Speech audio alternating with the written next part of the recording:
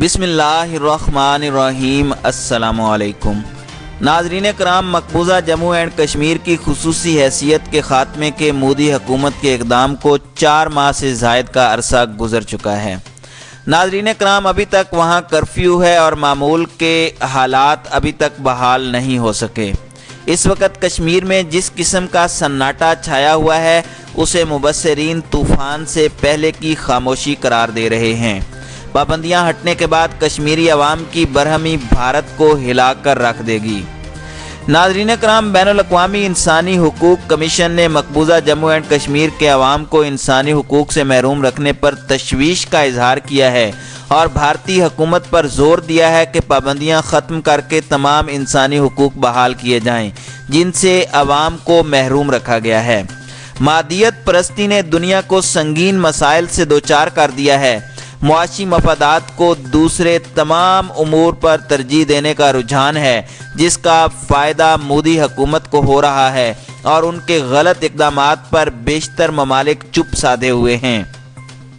ناظرین کرام، بھارت 70 برس سے وہاں جو انسانی حقوق کی سنگین خلاف ورزیاں کر رہا ہے اس کے بارے میں اندر سے بھی آوازیں اٹھتی رہی ہیں۔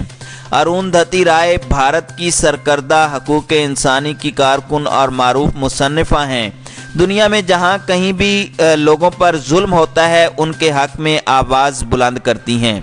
انہوں نے 2002 میں ممبئی میں مسلمانوں کے قتل عام کے خلاف آواز بلند کی تھی اور بلا خوف و خطر بال ٹھاکرے پر مسلمانوں کے قتل عام کا الزام لگایا تھا، اور وہ کشمیریوں کے حق آزادی کی بھی کھل کر حمایت کرتی ہیں۔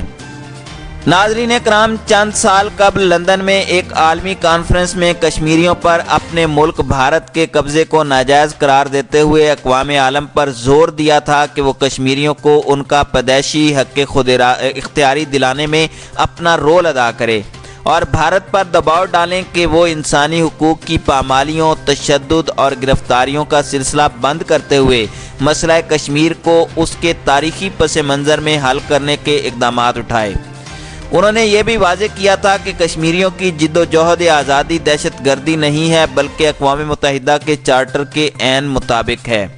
ان کا یہ بھی موقف ہے کہ مسئلہ کشمیر کا حل جنوبی ایشیا میں پائیدار امن کی ضمانت دے سکتا ہے۔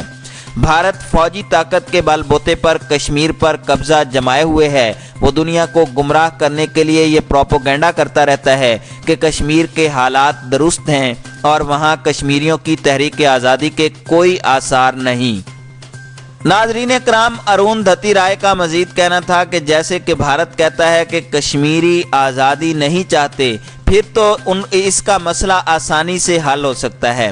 وہ دھڑلے سے سلامتی کونسل میں جائیں اور وہاں پہ پاس کی گئی قراردادوں پر عمل درآمد کر کے سرخرو ہو سکتا ہے، مگر زمینی حقائق اس کے الٹ ہیں۔ مسئلہ کشمیر پہلے بھی بھارتی حکمرانوں کے لیے درد سر بنا ہوا تھا اور آج پہلے سے کہیں زیادہ درد سر بن چکا ہے۔ اروندھتی رائے نے گاندھی کے بارے میں بھی انکشافات کیے ہیں کہ گاندھی یہودی تنظیم فری میسن کے تنخواہ دار ملازم تھے، ساتھ ہی برطانوی خفیہ ادارے سے بھی ان کا تعلق تھا۔ انگریزوں نے انہیں اپنے مفادات کے تحفظ کے لیے افریقہ سے ہندوستان بھیجا تھا۔ گاندھی نے پاکستان کے قیام میں انگریزوں کی ہدایت پر سخت روڑے اٹکائے۔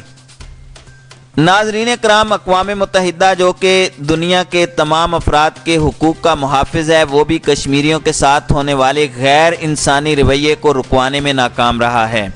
بھارت نے کشمیریوں پر ظلم کی انتہا کر رکھی ہے اور اب کشمیر کی خصوصی حیثیت ختم کر کے بھارت اقوام متحدہ کی قراردادوں کے مطابق کشمیریوں کو حق خود ارادیت دینے کے وعدے سے مکر چکا ہے۔ اس واقعے نے اقوام متحدہ کی رہی صحیح حیثیت بھی خاک میں ملا دی ہے۔ آج اقوام متحدہ بالکل صفر ہو چکا ہے۔ اقوام متحدہ لیگ آف دی نیشن کے ملبے پر کھڑی کی گئی ہے۔ دنیا کی اکثریت کی رائے ہے کہ اگر اس نے اپنا کردار ادا کیا ہوتا اور بعض طاقتوں کے اعلیٰ کار نہ بنتی تو دنیا دوسری جنگ عظیم کی تباہ کاریوں سے محفوظ رہتی۔ ناظرین کرام، اقوام متحدہ کی تشکیل کرنے والوں اور اس کے چارٹر کے مصنفوں کو یقین تھا کہ نیا ادارہ قوموں کے باہمی تنازعات اور انسانیت کو درپیش مسائل کے حل میں مؤثر کردار ادا کرے گا اور جنگیں ختم ہو جائیں گی، غربت اور بھوک ناپید ہو جائے گی۔ جہالت اور تعصب کا خاتمہ ہوگا۔ لیکن افسوس کہ بڑی طاقتوں کی ریشہ دوانیوں اور 5 بڑی طاقتوں کو سلامتی کونسل میں ویٹو پاور حاصل ہونے کے نتیجے میں چند ہی برسوں میں ظاہر ہو گیا کہ یہ ادارہ جن مقاصد کو سامنے رکھ کر قائم کیا گیا وہ پورے نہیں ہوئے۔ ناظرین کرام، 5 بڑی طاقتوں کے استحصال نے پہاڑ جیسی ناانصافیوں کو جنم دیا ہے۔ مسئلہ کشمیر ان میں سر فہرست ہے۔ اس طرح کی ناانصافیوں کے باعث چھوٹی اور کمزور قوموں کا عالمی ادارے پر سے اعتماد اٹھ گیا ہے۔ چنانچہ ایک عرصے سے اقوام متحدہ میں اصلاح کی ضرورت محسوس ہو رہی ہے۔